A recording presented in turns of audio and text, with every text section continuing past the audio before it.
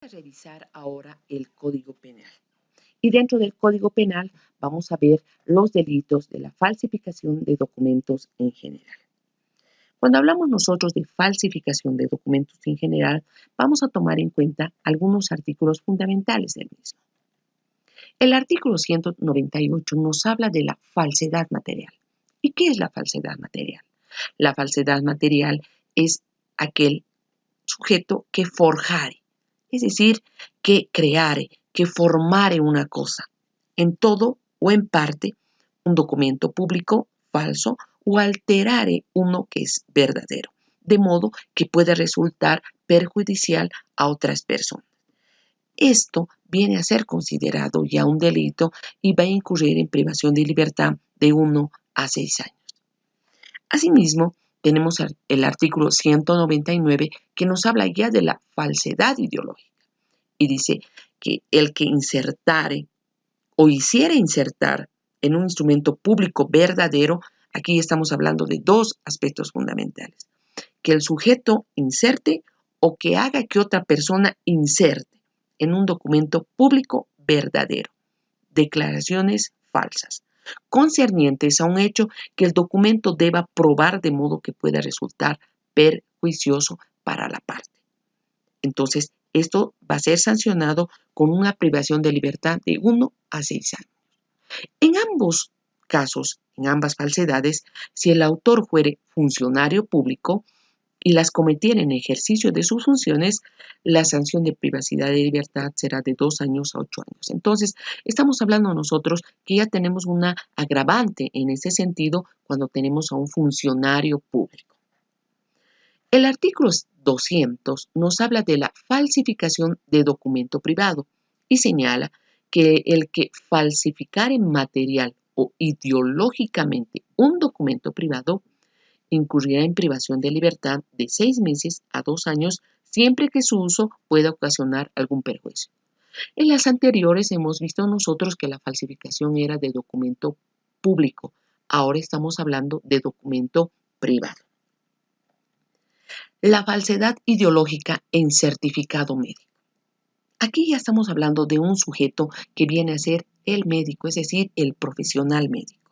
Dice, el médico que diere un certificado falso referente a la existencia o inexistencia de alguna enfermedad o lesión, será sancionado con reclusión de 1 mes a 1 año y una multa de 30 a 100 días.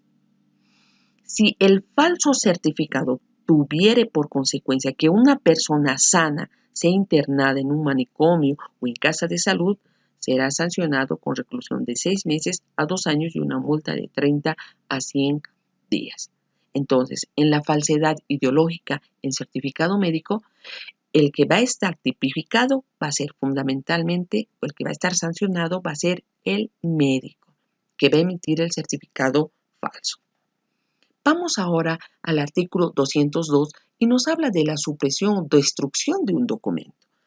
Y aquí está hablando del sujeto que va a suprimir, va a ocultar o va a destruir en todo o en parte un expediente o un documento de modo que pueda resultar perjuicioso y que va a incurrir lógicamente en la sanción del artículo 200. Asimismo, tenemos el uso de instrumento falsificado. Si bien hemos hablado nosotros anteriormente de las personas que falsifican, ahora vamos a hablar de las personas que van a hacer uso del mismo. Y dice, el que a sabiendas hiciera uso de un documento falso o adulterado, será sancionado como si fuera autor de la falsedad. Asimismo, vamos a ir nosotros ahora a hablar de los delitos contra el matrimonio y el estado civil. Primero, la bigamia. El que contrajera nuevo matrimonio sabiendo no estar disuelto el anterior o que se hallaba ligado, incurrirá en privación de 2 a 4 años. Acá estamos hablando como un elemento fundamental al matrimonio. El matrimonio debe estar primero disuelto para que una persona pueda volver a casarse y pueda formar un nuevo matrimonio.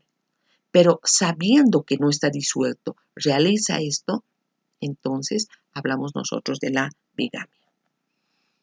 El 241 nos habla de otros matrimonios ilegales y nos dice que va a ser sancionado con privación de libertad de 1 a 3 años el que, no siendo casado, contrajera a sabiendas matrimonio con persona casada. Aquí estamos hablando de una persona casada y una persona que no es casada. El numeral 2 dice que con privación de libertad de 2 años a 4 años, el que hubiera inducido en error esencial al otro contrayente. La palabra fundamental acá viene a ser, o el acto fundamental viene a ser la inducción que comete un sujeto a otro. Y con privación de 2 a 4 años, el que hubiera ocultado impedimentos legales respecto a su propio estado civil o del otro contrayente. Aquí estamos hablando del ocultamiento como base central. Vamos al artículo 241. El artículo 42 nos habla de la responsabilidad del oficial del registro civil. Y esto es importante porque ese es uno de los delitos que mayormente los oficiales de registro civil tenemos que tener mucho cuidado. ¿Qué dice? Que el oficial de registro civil, que a sabiendas autorizara un matrimonio de los descritos en los artículos 240 y 241 o procediera a la celebración de un matrimonio sin saber o sin haber observado las formalidades exigidas por ley, será sancionado con privación de libertad de 2 a 6 años.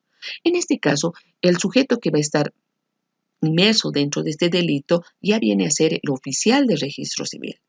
Primero, porque autoriza un matrimonio que no es propiamente enmarcado dentro de la ley o que celebra un matrimonio sin las formalidades exigidas por la ley.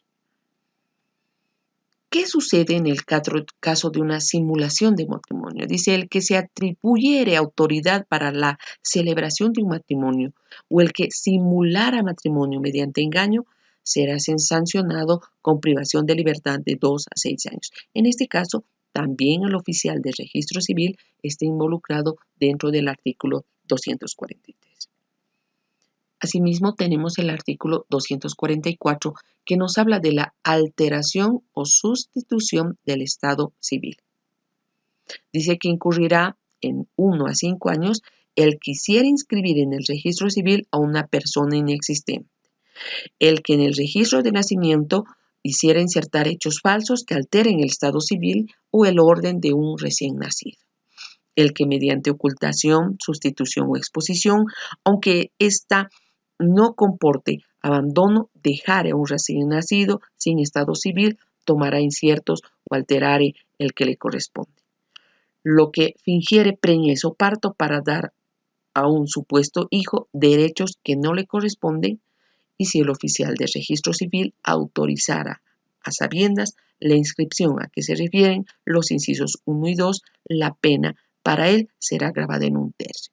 Es decir, que no debe inscribir en un registro civil a una persona inexistente o que en el registro de nacimiento inserte hechos falsos. En este caso ya el oficial de registro civil va a tener una agravación de 1/3 de la pena.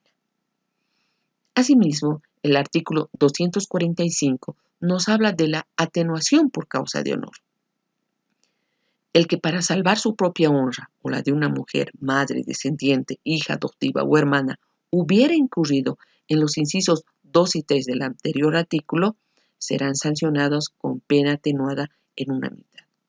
Si el hecho fuera cometido con el fin de amparar o ayudar a la alimentación, cuidado o educación del menor, la pena se atenuará en una mitad y no habrá lugar a sanción alguna según las circunstancias.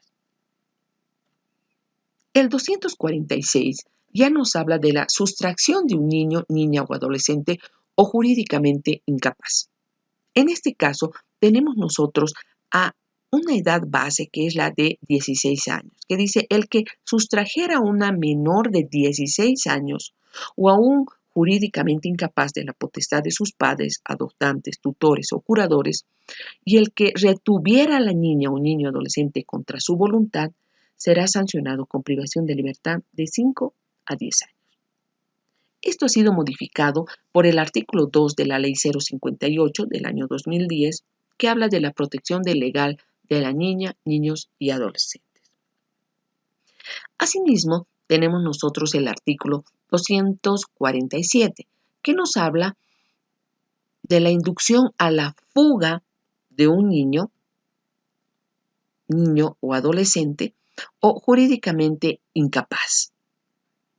Dice, el que indujere a fugar a un menor de 16 años o a un jurídicamente incapaz o con su consentimiento para el mismo fin lo sustrajera de la potestad de los padres, tutores y curadores, incurrirá en privación de libertad de 2 años a 4 años. Entonces, nuevamente estamos hablando nosotros a los menores de 16 años. La misma pena se va a aplicar al que retuviera a la niña, un niño y adolescente o jurídicamente incapaz contra la voluntad de ambos padres, tutores o curadores. También esto ha sido modificado por el artículo 3 de la Ley 54 del año 2010, que habla de la protección legal de los niños, niñas y adolescentes.